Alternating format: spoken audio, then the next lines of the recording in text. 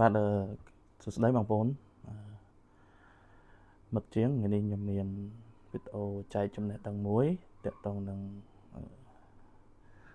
ខ្ញុំបានទទួល iPhone X មួយដើមម្ចាស់គាត់ប្រើទៅផ្លិចលេខកូដហ្នឹងហើយដល់ពេលផ្លិចលេខកូដដៃទៅគាត់ទូរស័ព្ទនេះគឺជាប់ iCloud ហ្នឹងហើយអញ្ចឹងគាត់ក៏ឃើញវីដេអូដែលខ្ញុំបានធ្វើហ្នឹងក៏គាត់សម្រេចចិត្តយកទូរស័ព្ទហ្នឹងមកដោះនៅហាងខ្ញុំអញ្ចឹងណាហ្នឹងហើយអញ្ចឹងតាក់ទងនឹង iCloud ដែលយើងអាចដោះដាច់បានហ្នឹងលុះត្រាតែយើងចូលនៅក្នុង setting ហើយយើងចូលនៅក្នុងកន្លែងពាក្យថា Game Center ហ្នឹងហើយនៅពេលដែលយើងចុចបិទទៅបានហ្នឹងហើយនៅពេលដែលយើងចុចបញ្ជាមកវិញបើកបានមានន័យថាទូរស័ព្ទហ្នឹងយើងអាចដោះដាច់បានហ្នឹងហើយអញ្ចឹងបន្ទាប់ពីយើងចូលទៅឆែកនៅក្នុងហ្នឹងហើយគឺយើងត្រូវតែទៅដាក់លេខកូដដៃហ្នឹងហើយសម្រាប់កន្លែងនេះបងប្អូនដាក់លេខប្រមាណគេដាក់ទៅប៉ុន្តែយើងត្រូវចាំខ្លួនឯងហ្នឹងហើយមិញហ្នឹងខ្ញុំដាក់លេខ1ទាំងអស់ឥឡូវយើងដាក់បញ្ជាក់ភាសាទៀតយើងត្រូវបញ្ជាក់2ដងហ្នឹងនៅត្រង់ចំណុចនេះវាសួររក password iCloud ដែលបានជាប់ហ្នឹងតែយើងមិនមកចុចទេយើងយក cancel ទៅត្រង់កន្លែងនេះរៀងយូរបន្តិចអញ្ចឹងយើងរងចាំបន្តិចសិនទៅហ្នឹងហើយត្រង់ចំណុចនេះបើសិនជាអាចបងប្អូនគាត់ចាក់ lock សោទៅហ្នឹងហើយវាអាចលឿនជាងខ្ញុំអញ្ចឹងអាចដាក់ lock សោទៅយើងឥឡូវយើងដាក់បានសម្រាប់ហើយយើងយកលេខ1ហ្នឹងហើយអញ្ចឹងចាប់ដើមដោះបានហើយអ្វីដែលយើងត្រូវធ្វើបន្ទាប់ហ្នឹងគឺយើងទៅរកពាក្យ Safari ហ្នឹងហើយយើងទៅរក Safari មកហ្នឹងហើយមកដល់កន្លែង Safari នេះយើងអូសផុតមកបាទយើងយកខាងចំណុចយកខាងក្រោមនេះមកហើយយើងចុចបើកមកហ្នឹងហើយតែប៉ុណ្្នឹងរួចហើយបងប្អូនហ្នឹងហើយអញ្ចឹងយើងចង់ដឹងថាឲ្យពិតប្រាកដថាទូរស័ព្ទហ្នឹងជាប់ iCloud ពិតប្រាកដអញ្ចឹងយើងត្រូវយក serial ហ្នឹងហើយ serial របស់ទូរស័ព្ទដែលបាន iPhone X ហ្នឹងណាអញ្ចឹងយើងត្រូវមានកុំព្យូទ័រមួយមកហ្នឹងហើយបងប្អូនដែលអត់មានមានតែកុំព្យូទ័រអាចតាក់ទងខ្ញុំបានគឺខ្ញុំអាចដោះឲ្យបានដែរអញ្ចឹងឥឡូវយើងយក iMe ហ្នឹងទៅយើងយកទៅឆែកនៅក្នុង website មួយមកហ្នឹងហើយបងប្អូនមាន website ណាល្អក៏ឆែក website ហ្នឹងទៅតែសម្រាប់ខ្ញុំ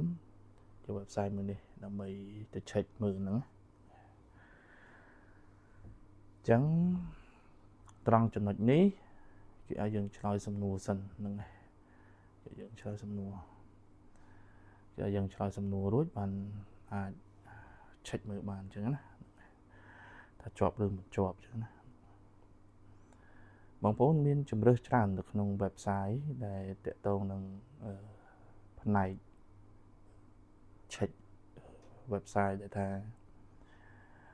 មើល iCloud ហ្នឹងហើយតែគាត់ថា website ដែលខ្ញុំ check នេះវាមិនប្រកាសថា 100% ប៉ុន្តែគាត់ថាយ៉ាងណាក៏យើងអាច50 ដែរហ្នឹងហើយអញ្ចឹងលទ្ធផលចេញមក ON មានន័យថាទូរស័ព្ទ iPhone X នេះជាប់ពិតប្រាកដមែនមានន័យថាបើកណាអញ្ចឹងយើងបើកកម្មវិធី Unlock Tool មកបាទអញ្ចឹងត្រង់ចំណុចនេះយើងដោតជាមួយទូរស័ព្ទឲ្យហើយមកiPhone X ដែលយើងបានជាប់មិញហ្នឹងហើយត្រង់ចំណុចនេះយើងត្រូវដោះលេខកូដដែលយើងបានដាក់មិញហ្នឹងហើយអញ្ចឹងយើងរងចាំបន្តិចឲ្យ Unlock Tool ចាប់ហើយត្រង់ចំណុចនេះបងប្អូនវាយពាក្យថាចូលក្នុង Safari ណាបងប្អូនវាយពាក្យថា iCloud ហ្នឹងហើយព្រោះដោយសារខ្ញុំតែឯងអញ្ចឹងវាអត់សូវច្បាស់ទេហ្នឹងហើយអញ្ចឹងវាយពាក្យថា iCloud.com ហើយយើងចុចពាក្យ go មកបាទហ្នឹងហើយឥឡូវមកដល់ហើយអញ្ចឹងយើងយកពាក្យ sign in អញ្ចឹងកន្លែងនេះយើងចុច confirm ជាមួយ password ដែលយើងបានដាក់លើអេក្រង់វិញមក